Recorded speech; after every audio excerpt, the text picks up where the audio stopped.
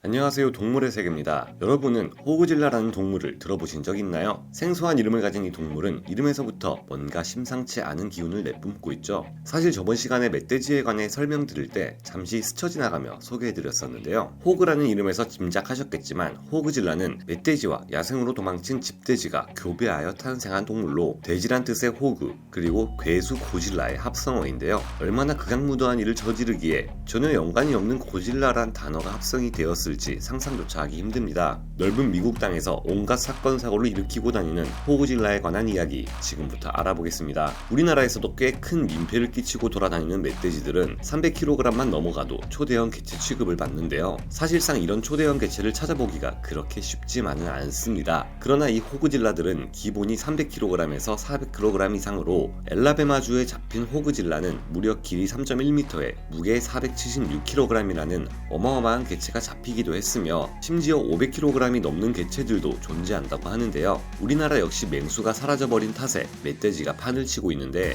이 정도면 호그질라 자체가 맹수 역할을 할 것 같은 미국 땅의 안전이 걱정되는 수준입니다. 원래 존재했던 동물이 아닌 만큼 호그질라가 탄생하게 된 데에는 그 이유가 있을 것 같은데요. 호그질라의 어미와 아비인 멧돼지와 돼지는 애초 미국 땅에 존재하지 않았던 동물이라고 합니다. 그렇다면 이들을 누군가가 들여왔다는 것인데 그들은 바로 미국 땅에 정착하여 살게 된 유럽인들이었는데요. 북아메리카 대륙의 광활하고 비옥한 영토 덕에 이곳은 농업이 발달하기 딱 좋은 곳이었으나 이곳에 정착한 유럽인들은 농업만으로는 만족할 수 없었습니다. 고향에서 즐겨 먹던 돼지고기가 간절했던 유럽인들은 결국 유럽에서 키우던 집돼지들을 들여와 키우게 되는데요. 토지가 비옥한 만큼 집돼지들의 먹잇감은 풍족했고 집돼지들 역시 미국 땅에 손쉽게 정착하게 되었습니다. 그 결과 현재 미국은 약 8천만 마리의 돼지가 사육되고 있다는데요. 집돼지가 들어온 것까지만 해도 미국 땅엔 아무 문제가 없었으나 문제는 그 다음이었습니다. 바로 유럽의 야생 멧돼지가 들어오게 된 것인데요. 이 멧돼지가 들어오게 된 계기는 바로 미국인들의 사냥 욕구 때문이었습니다. 총기 소유가 자유로운 국가인 미국은 사냥이 우리나라 낚시와 같은 취미거리에 불과했는데요. 사슴을 주 사냥감으로 삼던 미국인들이 온순한 사슴의 시시함을 느끼자 좀 더 와일드한 대상을 찾기 시작했고 그리하여 찾은 대상이 바로 멧돼지였던 겁니다. 결국 더 강한 사냥감을 원하던 이들은 고민 끝에 유럽에서 멧돼지를 수입하게 되었는데요. 1980년 미국 뉴햄프셔의 한 목장주는 사냥할 목적으로 자신의 목장에 독일산 야생 멧돼지 13마리를 들여놓게 되었는데 이것이 미국에 정착한 최초의 멧돼지로 여겨지고 있습니다. 들여왔으면 관리를 잘 해야 되는 것이 도리지만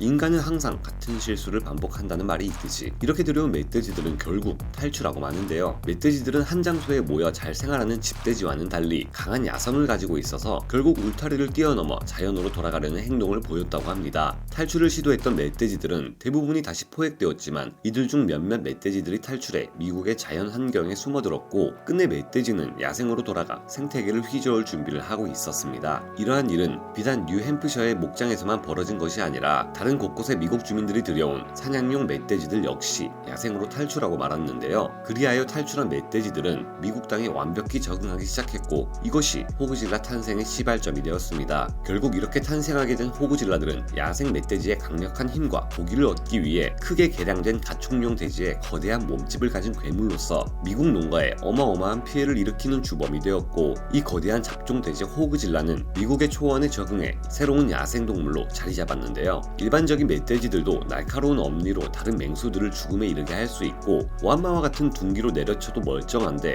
호그질라를 무기로 잡는다는 것은 정말 쉽지 않은 일입니다. 게다가 멧돼지들이 상처를 입을 경우 얼음물에 들어가 지혈하거나 송진을 발라 출혈을 막는 영리한 모습을 보인다는 점을 생각해보면 호그질라들은 이것보다 더하면 더했지 덜하진 않았을 것 같은데요. 미국의 광활한 평야에 펼쳐져 있는 먹이 덕분에 안 그래도 거대한 호그질라가 더욱 거대해질 수 있습니다. 이런 와중에 미국의 포식자 중에서 이들과 대적할 수 있는 동물은 기껏해야 늑대, 떼나 퓨마 정도인데요. 하지만 이들의 개체 수는 호그질라들의 수를 조절할 수 있을 만큼 충분하지 않아 문제였습니다. 호그질라의 거대한 덩치를 보면 백수의 왕으로 불리는 커다란 숫사자나 시베리아 호랑이들조차 조심해야 할 텐데 고양이과 동물 중 네 번째로 큰 동물인 퓨마로서는 혼자서 이를 사냥하는 것 자체도 쉬운 일이 아닌데요. 이렇다 보니 우리 한국의 멧돼지들이 농가에 피해를 주는 것처럼 미국의 호그질라들 또한 농작물들을 모조리 파헤쳐놓아 미국의 농민들을 힘들게 하고 있었습니다. 이렇게 호그질라는 농민들을 힘들게 할 뿐만 아니라 본능적으로 땅을 파헤쳐 먹이를 찾아내는 습성이 있어 땅에 둥지를 틀고 사는 작은 새들이나 파충류들이 희생되는 것은 물론 야생동물인 멧돼지의 유전자를 물려 물려받은 덕에 영역에 대한 강한 소유욕까지 가지고 있어 추가적인 피해를 일으켰고 심지어 전염병까지 옮기는 존재였기에 호그질라는 각종 문제를 심각하게 야기했는데요. 이들의 개체 수를 줄이는 가장 좋은 방법은 자연 포식자의 수를 늘려 알아서 개체 수를 줄이도록 하는 것이 가장 효과적인 수단 중 하나입니다. 하지만 호그질라들의 개체 수를 조절하겠다고 이곳에 호랑이나 사자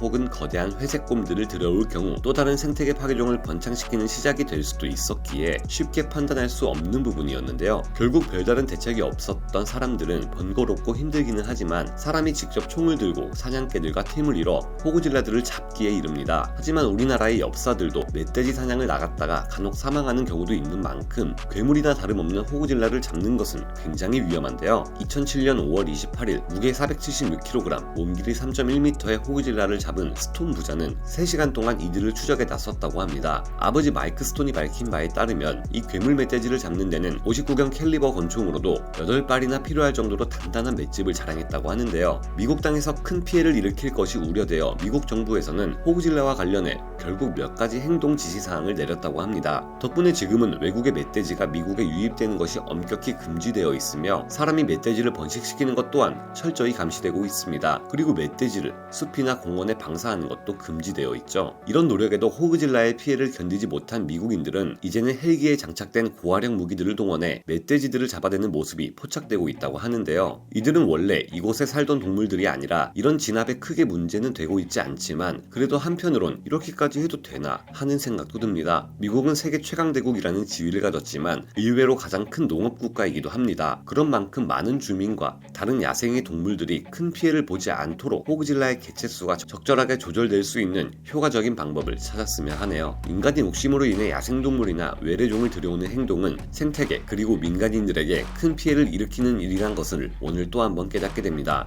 마치 황소개구리가 그랬던 것처럼 호그질라가 한국에 유입된다면 굉장히 큰 불상사가 일어날 수도 있을 것인데요. 멧돼지라는 동물은 산림이 우거진 한국의 수풀에 은신하며 나무 열매나 뿌리 등을 먹으며 살기가 너무나도 좋기 때문입니다. 생존을 위협받을 만한 포식자인 호랑이나 늑대조차 사라진 한국 땅에서 멧돼지가 야생의 왕이라고 불릴 정도인데 야생 멧돼지와 차원이 다른 호그질라가 한국에서 발견된다면 아마 군부대까지 동원해서 번식을 막도록 최대한 노력해야 되지 않을까라는 생각이 듭니다. 또한 가물치는 우리나라에선 민물낚시로 손맛이 좋다고 유명한 물고기지만 넓은 땅덩어리와 풍족한 생식 자원을 얻을 수 있는 미국에서 가물치는 괴물이 되어 생태계 판을 뒤엎고 있기도 한데요. 예전에 소개해드렸던 내용인데 기회가 되면 새롭게 리뉴얼해서 다시 한 번 더 소개해드리도록 하겠습니다. 동물의 세계였습니다.